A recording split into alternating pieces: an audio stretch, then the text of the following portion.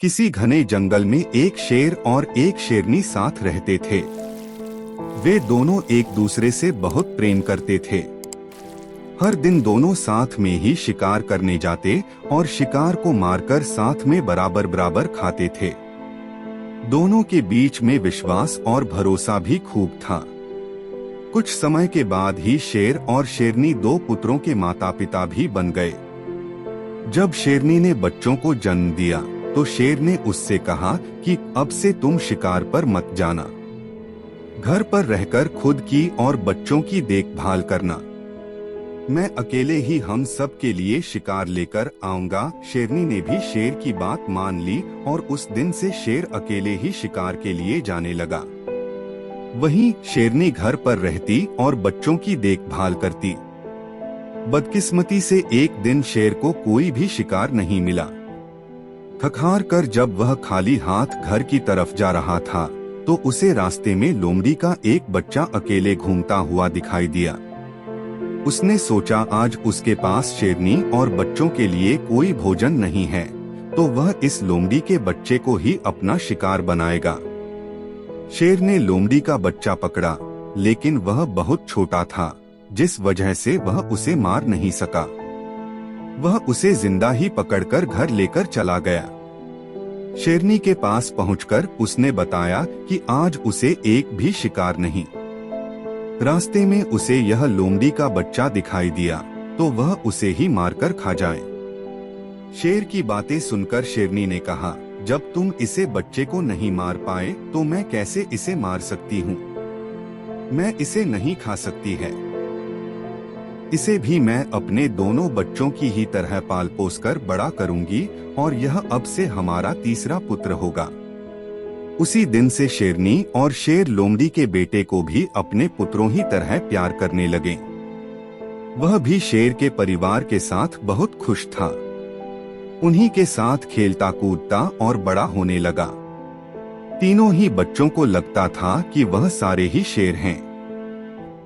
जब वह तीनों कुछ और बड़े हुए तो खेलने के लिए जंगल में जाने लगे।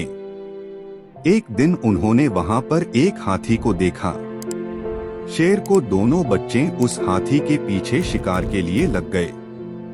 वहीं लोमड़ी का बच्चा डर के मारे उन्हें ऐसा करने से मना कर रहा था, लेकिन शेर के दोनों बच्चों ने लोमड़ी के बच्चे की बात नहीं मानी और हाथी के पीछे लगे रहे और लोमड़ी का बच्चा वापस घर पर शेरनी माँ के पास आ गया।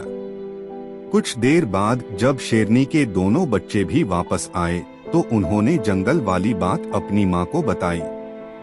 उन्होंने बताया कि वह हाथी के पीछे गए, लेकिन उनका तीसरा भाई डरकर घर वापस भाग आया। इसे सुनकर लोमड़ी का बच्चा गुस्सा हो गया। उसने गुस्से में कहा कि तुम दोनों जो खुद को बहादुर बता रहे हो, मैं तुम दोनों को पटकर जमीन पर गिरा सकता हूँ। लोमड़ी के बच्चे की सुनकर शेरनी ने उसे समझाया कि उसे अपने भाइयों से इस तरह की बात नहीं करनी चाहिए।